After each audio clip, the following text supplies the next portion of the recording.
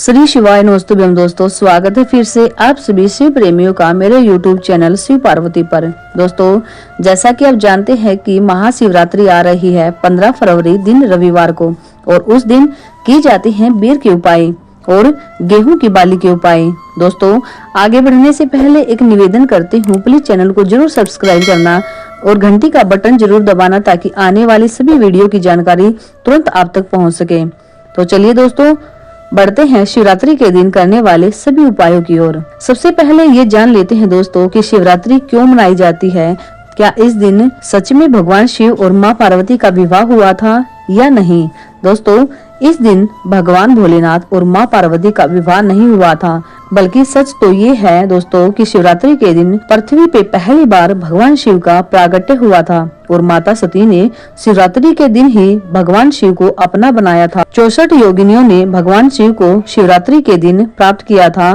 दोस्तों, अष्टनिधि, नवनिधि, यहाँ तक कि दुनिया की ऐसी कोई सिद्धि नहीं है जो शिवरात्रि के दिन आपको प्राप्त ना हो सके। इसीलिए दोस्तों, शिवरात्रि के दिन भगवान शिव पे एक लोटा जल चढ़ाकर अपने जीवन को इतना सिद्ध बना लो कि आपका जीवन भी सुधर जाए। इसी कारण से दोस्तों, हमारे पूज्य गुरुदेव पंडित प्रदीप जी मिश्रा इस शिवरात्रि को गरीब शिवरात्रि के रूप में मना रहे हैं, क्योंकि भगवान शिव प्रकृति के देवता हैं और आजकल जगह जगह पर बिल्डिंग बनती जा रही हैं, फैक्ट्रियां बन रही हैं, जिससे जो पेड़ पौधे हैं उनको काट दिया जाता है। इसी कारण इस शिवरात्रि पे एक बेलपत्र का पौधा जरूर लगाना। बेलपत्र ना मिले तो कोई भी पौधा लगा लेना, लेकिन लगाना जरूर है। शिवरात्रि से पहले उसको अपने घर लाकर उसमें जल चढ़ाओ, उसकी सेवा करो। शिवरात्रि से अगले दिन उस पौधे को कहीं रोपित कर दो, जिससे हमारा वातावरण हरा भरा हो। तो चलिए दोस्तों, बढ़ते हैं शिवरात्रि के दिन करने वाले बेर के उपायों की ओर। दोस्तों, शिवरात्रि के दिन केवल एक बेर चढ़ाया जाता है और उस एक बेर का कितना महत्व होता है ये शायद कोई नहीं जानता। अगर कोई शिवजी पे शिवरात्रि के दिन एक बेर समर्पित करता है, फिर उसी बेर को उठाकर अपने घर ले आता है ना, तो वो बेर किसी औषधि से कम नहीं होता। दोस्तों, जब कोई बच्चा बुद्धि से कमजोर होता है ना, मतलब कोई बच्चा 12 से 13 साल का हो जाता है, तब भी उसकी बुद्धि विवेक सही नहीं रहता, उसके मुंह से लाल टपकती रहती है। उस बच्चे को बेर के ऊपर का गुदा प्रसाद के रूप में जरूर खिला सकते हो, लेकिन उस बेर की गुठली को फेंकना नहीं है, बल्कि जो बेर की गुठली है उसको घिस कर उसका चंदन बनाना है प्रत्येक दिन, और उस चंदन को बनाकर भगवान शिव के पंचाक्षर मंत्र नमः शिवाय या षडाक्षर मंत्र ओम नमः शिवाय या फिर श्री शिवाय नमस्तुभ्यम बोलकर हर रोज सुबह सुबह उस बच्चे को जरूर खिलाओ।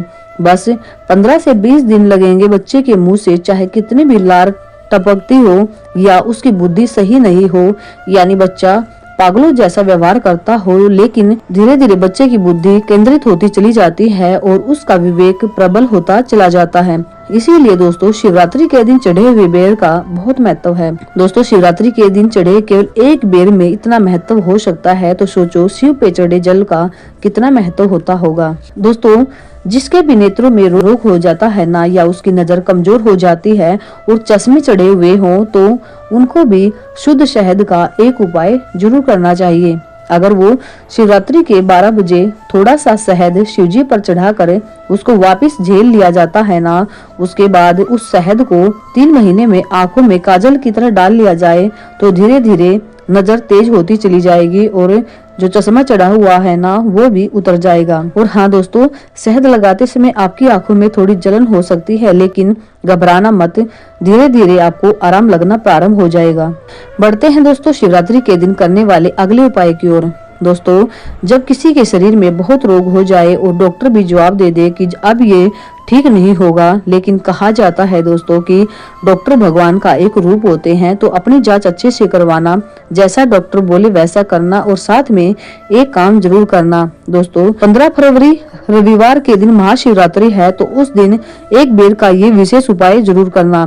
दोस्तों, महाशिवरात्रि के दिन एक बेर लेकर उसको भगवान शिव के शिवलिंग पर जरूर समर्पित करना 2-4 सेकंड तक। उसके बाद पंचाक्षर मंत्र का जाप कीजिए, नमः शिवाय, या षडाक्षर मंत्र का जाप कीजिए, ओम नमः शिवाय या श्री शिवाय नमस्तुभ्यम का जाप कीजिए।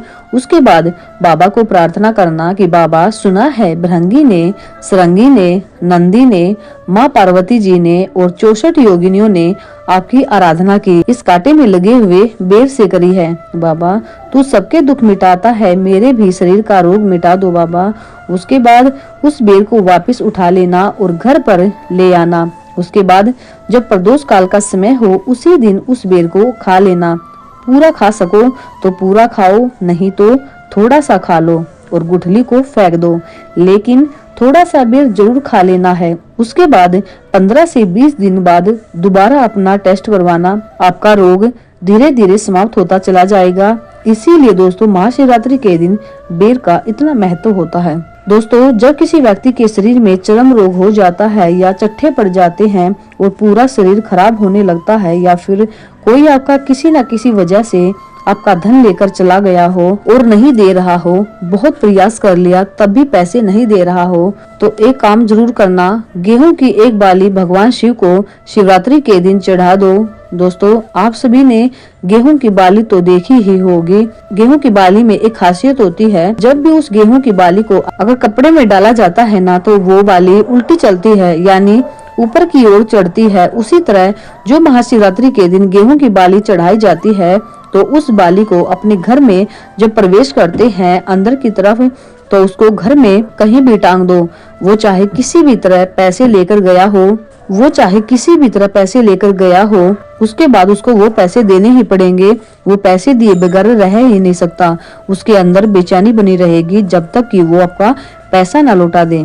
वो बाली आपके पैसे को खींचती है। इसीलिए दोस्तों एक गेहूं की बाली को शिवजी पर चढ़ाया जाता है। अब बढ़ते हैं दोस्तों नेक्स्ट उपाय की ओर। जिन भी बहनों को संतान नहीं है, यानी उसके घर में वंश की वृद्धि नहीं हो रही, उनकी शादी को 15 से 20 साल हो गए हो, तो एक काम जरूर करना। प्रत्येक महीने शिवरात्रि आती है। प्रत्येक शिवरात्रि को गेहूं का एक दाना शिव को समर्पित करके प्रदोष काल में उस दाने को अपने घर पर लेकर आओ और रात्रि को सोने से पहले उस गेहूं के दाने को खा लो। बाबा चाहेगा तो आपकी गोदी में संतान जरूर देगा। बढ़ते हैं दोस्तों अगले उपाय की ओर। दोस्तों, अगर आप महाशिवरात्रि के दिन शिव जी पर एक बेर चढ़ाते हो ना, और उस बेर को उठाकर आप अपने घर लाकर रख दिया हो, तो एक काम जरूर करना। यदि किसी व्यक्ति को उदर यानी पेट से जुड़ी कोई भी समस्या हो, जैसे पाचन शक्ति कमजोर हो या पेट में गैस बनती हो, या फिर कहने का मतलब है कि पेट से जुड़ी चाहे कोई भी समस्या हो, डॉक्टर की दवाई भी चल रही हो, तो अगर आपके द्वारा चढ़ाया गया शिवरात्रि का बेर आपके घर रखा हो, तो बेर उस रोग वाले व्यक्ति को खिला दो। केवल आधा घंटा लगेगा। आधे घंटे में पेट में कैसी भी तकलीफ हो वो बिल्कुल ठीक हो जाएगी और आपको पूरा आराम लगेगा। बढ़ते हैं दोस्तों अगले उपाय की ओर। दोस्तों, आपको लेने हैं 7 बेर। उन 7 बेरों को अपने ऊपर से 7 बार घुमाकर शिवरात्रि के दिन दोपहर के 12 बजे उन 7 बेरों को शिवलिंग पर जाकर चढ़ा दीजिए। आपके शरीर में कैसा भी रोग हो, बीमारी हो, मात्र 3 महीने के अंदर वो ठीक हो जाएगी। कहा जाता है दोस्तों कि शिवरात्रि के दिन जो भी व्यक्ति शिव मंदिर में दीप लगाता है, दूसरा बेलपत्र के वृक्ष के नीचे दीप लगाता है, उसके घर में लक्ष्मी, वैभव, संपदा सदा विराजमान रहती है। उस व्यक्ति को कभी भी पैसों के मामले में दुखी नहीं होना पड़ेगा। बाबा उसकी जिंदगी में इतना भंडार भर देता है। बढ़ते हैं दोस्तों अगले उपाय की ओर। दोस्तों, जिस भी व्यक्ति को चलने में हाफड़ी भर आती हो, सांस लेने में दिक्कत आती हो, उसके लंग्स में या फेफड़े में बार बार इन्फेक्शन हो जाता हो, तो उस व्यक्ति को शिवरात्रि के दिन एक बेर शिवजी पर चढ़ाकर जरूर खाना चाहिए। दोस्तों, जो माँ सबरी ने एक बेर भगवान राम को दिया वो साधारण नहीं होता। अगर दमे जैसी बीमारी भी होती है ना, केवल शिवरात्रि पर चढ़ाए गए बेर को खाने से दमे की बीमारी भी ठीक हो जाती है। बढ़ते हैं दोस्तों अगले उपाय की ओर। दोस्तों, जिन भी भाइयों के पास अपनी खुद की जमीन नहीं है, प्लॉट नहीं है, यहाँ तक कि आप किराए के घर में रह रहे हो और आप चाहते हो कि हमारा भी अपना घर हो, प्लॉट हो, मकान हो, जमीन जायदाद हो, तो महाशिवरात्रि के दिन शिवलिंग पर एक गेहूं की बाली चढ़ा दो। गेहूं की बाली ना मिले तो 12 गेहूं के दाने ले लो, होनी चाहिए 12 ही। तो जो गेहूं की बाली शिवजी पे चढ़ाई है उसको उठा लो और उस बाली में से गेहूं के 12 दाने निकाल लो। अगर आप इसी शिवरात्रि से ये नियम धारण कर रहे हो ना, तो 12 दाने शिवजी पर समर्पित करके उनमें से प्रथम शिवरात्रि के रूप में उनमें से एक दाना शिवजी पर चढ़ा दिया जाता है। अब बचे कितने? 11, तो उन 11 दानों को अपने पास रख लीजिए। 12 महीने की शिवरात्रि आती है तो प्रत्येक शिवरात्रि के दिन एक गेहूं का दाना शिवलिंग पर चढ़ाना चालू कर दो और अगली शिवरात्रि तक देखना बाबा ने आपको अपना प्लॉट, मकान, जमीन जायदाद दिलाई कि नहीं। बाबा आपको अपनी खुद की जमीन का मालिक बनाकर बैठा देगा। इतनी फलदायी होती है गेहूं की एक बाली। दोस्तों एक बात और, यदि आप इस उपाय को अपने घर में करना चाहते हो ना, तो एक काम करना, शिवरात्रि के दिन एक गेहूं की बाली शिवजी पर चढ़ाकर उसको उठा लाओ अपने घर। 12 महीने की शिवरात्रि आती है तो प्रत्येक शिवरात्रि के दिन अपने घर में मिट्टी का पार्थिव शिवलिंग का निर्माण करना और जो गेहूं की बाली या गेहूं के 12 दाने मंदिर से लेकर आए हो, उनमें से प्रत्येक शिवरात्रि को एक दाना पार्थिव शिवलिंग पर चढ़ा देना। आप देखना 12 महीने भी नियम धारण किए हुए पूरा साल नहीं होगा और बाबा आपको खुद की प्रॉपर्टी दिलवा ही देगा। दोस्तों जब आप पार्थिव शिवलिंग का निर्माण करो ना, तब एक बात का जरूर ध्यान रखना, जब आपके हाथ मिट्टी से धसे हुए हो ना, तो उन हाथों की मिट्टी को थाली से पोंछकर वापस शिवलिंग पर उस मिट्टी को नहीं लगाना है।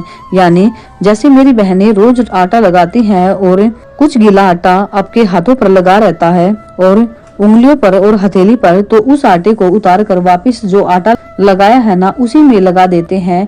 हमें पार्थिव शिवलिंग का निर्माण करते समय हमें ये गलती बिल्कुल भी नहीं करनी है। कहीं आप सोचो कि अच्छे से नियम भी पूरा कर लिया पर बाबा ने हमारी कामना पूरी ही नहीं की, तो कहीं ना कहीं हमसे जाने अनजाने में छोटी छोटी गलती हो जाती है जिससे हमें पता नहीं होता। इसीलिए आपको भी इस बात का ध्यान जरूर रखना है, क्योंकि ऐसा करने से आपको दोष लगता है। आप साथ में पानी रख लेना, पार्थिव शिवलिंग बन जाए तब उस अलग से जो बर्तन लिया है उसमें धो लेना, लेकिन मिट्टी को वापस शिवलिंग पर नहीं लगाना है। तो दोस्तों ये थी महाशिवरात्रि के दिन करने वाले रोग मुक्ति के लिए, संतान प्राप्ति के लिए, कार्य सिद्धि के लिए, मकान या प्रॉपर्टी पाने के लिए उपाय। दोस्तों वीडियो पसंद आए तो प्लीज चैनल को सब्सक्राइब जरूर करना और ज्यादा से ज्यादा शेयर भी करना। मैं महादेव से यही प्रार्थना करती हूँ कि महादेव जल्द ही आपकी झोली खुशियों से भर दे। दोस्तों आप सभी को महाशिवरात्रि की बहुत बहुत शुभकामनाएं। मिलते हैं फिर से नेक्स्ट वीडियो की जानकारी लेकर, तब तक के लिए हर हर महादेव, श्री शिवाय नमस्तुभ्यम।